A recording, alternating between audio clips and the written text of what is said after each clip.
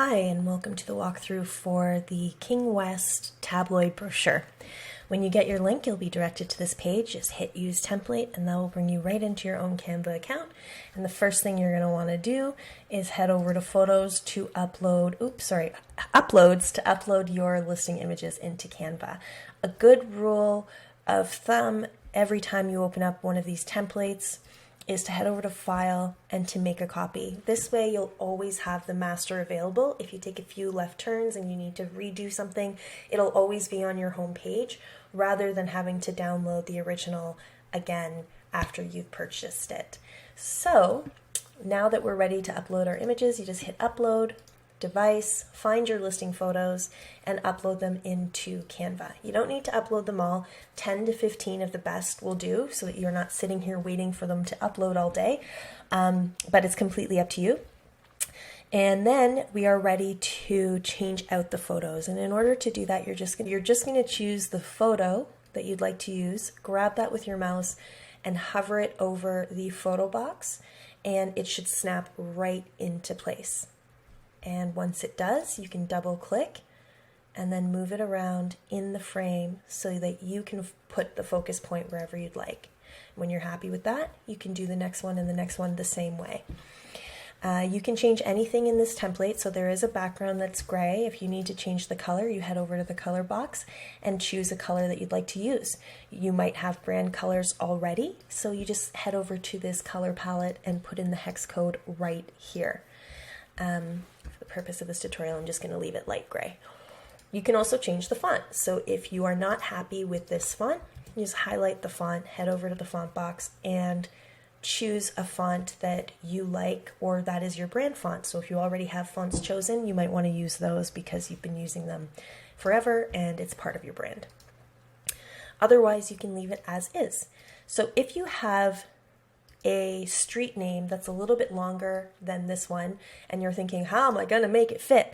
Well, there's two ways that you can make it fit. You can highlight the box behind it and then stretch it out as long or as short as you'd like, but you can also highlight this text and then head over to the spacing tool. And what this does is it reduces the space in between letters.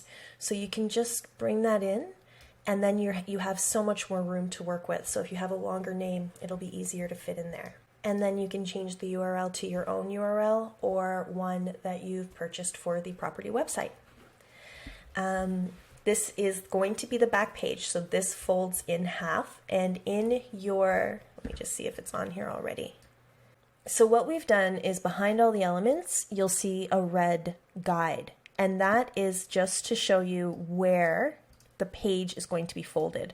So as you can see, there's a stark line here, and that is where the printer will be folding your document. So you don't want to have anything bleed over this red part of the page while you're designing. This will be the front cover. And once your document is folded in half, this will be the back. So again, this is a photo box, so all you have to do is grab the photo that you'd like to put in there and it'll pop into place. Double click, you can move it around in the frame. Now we've added two different sections, but you can use these for anything you'd like. For the purpose of this tutorial, what we've done is the rooms. So this is where all the room information would be, and the amenities. Other options would be highlights from the property itself, area highlights, places to go, things to do, places to eat. All of that can be added here as well. And as for your Realtor Banner, this is the area that we have designated for your broker logo, and you're going to upload that by heading over to Uploads, upload an image or video, and make sure that you're uploading your brokerage logo in an image file, so either a PNG or JPEG file. And once that's in there, you can just pop it into place. Your name and your designation here. Again, if you need more room, you can either reduce the font or change the spacing, and then you'll have more room. If you have Canva Pro and you want to get rid of your background, you can go over to Effects and use the background remover tool. If you don't have Canva Pro and you still want to be able to do this, head over to 4thstreetcreative.com/tutorials, and on that page we have a walkthrough that allows you to remove the background online for free. So there are a couple workarounds here if you don't have Canva Pro. But this is how it looks without the background. I think it looks fantastic. So if you are able to do that, go ahead. If you like the look of the background, then you can just leave it like that. And it's super simple. You just grab your headshot, hover it over, double click, move it around in the frame until you're happy with how that looks. And that is it for the first page. Now on to the inside. So this will be the inside of your tabloid brochure, and you can change anything you want in this document. So yes, we do have the red page here as well. So as you can see, when I remove this gray area, you can see where the page is going to be folded. And I've brought the gray to go well past the fold. This is where your write-up would go. If you have less write-up, if you only have like a paragraph and you need to make it look longer, again, spacing is your friend. Just increase the spacing between the letters and you can fill up that space no problem. If you need more room, you can just reduce the spacing in between letters for more room. If you want to use this area for something else, you can always delete some of the text in this box, and then you have room here for whatever else you want to add, either more photos or something else. If you don't want any write-up in here whatsoever, you think that this back area is enough for giving the buyers relevant information, then just delete the box, and then you can copy these photo frames, and then you can use the entire inside of this feature sheet for photos. I'm going to bring this back to the way it was because I like it with a little bit of writing on the inside. Every one of these photo boxes, same thing, just grab your photo, bring it in, it'll pop into place. So these elements here are actually two different shapes, a triangle and a rectangle. So in order to move them around as one object, select the triangle, then press Shift on your keyboard and select the rectangle while you're holding the Shift key down. Then you're going to right click and hit Group. This way, you can move it all around as one object. It makes life a lot easier. Then, again, you can put as much or as little information in here as possible. You can reduce the text size or reduce the spacing in between letters to adjust that for you. And you can do it for all of these. And when you think you are satisfied with your document, you head over to File, Show Print Bleed. And this is going to show you where the printer is going to cut your document. So this dotted line is where the printer is going to cut. So what you want to make sure is that none of the photos look like that, for example, or like that.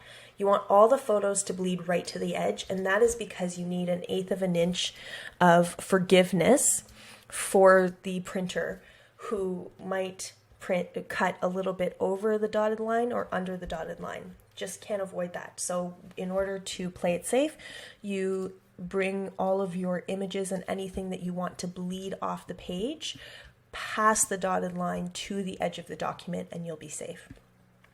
Now, things that you don't want close to that dotted line are things like text. So you don't want the text to be here. Because again, if you're thinking about it as 1/8 of an inch forgiveness, you want it about there is playing it safe, and there is giving yourself enough room to make sure that everything looks great once it's printed. So you go up to the first page and make sure, oops, see there, I'm seeing the red. We definitely don't want that printed, so I'm going to bleed that off. Everything else looks good. None of the text looks too close to the dotted line. And I am ready to download. So when you're ready, you hit download, you head over to PDF print, and then if you are having this professionally printed, you hit crop marks and bleed and then download both pages. If you're printing this at home, you just don't print the crop marks, and that way when you print it on your home printer, you won't have any lines on the document. But I'm going to assume that you're printing it with a professional printer. Hit download, and when you open the file, it should look like this. And then you just want to give it a once over and make sure that everything looks good before you send it to print. Just make sure that the crop marks are where they should be, that nothing looks wonky or out of place, and then you're good to send. This looks fantastic. I'm ready to send to my printer. And that's it. If you need any more help or tutorials, please feel free to head over to fourthstreetcreative.com/tutorials for our large resource library. And if we don't have what you're looking for, please send us an email. You can do it right on that page and let us know what tutorial we can make for you. Thanks so much. Happy designing. I hope this was helpful, and if you need any more help, please feel free to head over to 4th Street Creative /tutorials for our large resource library. Happy designing!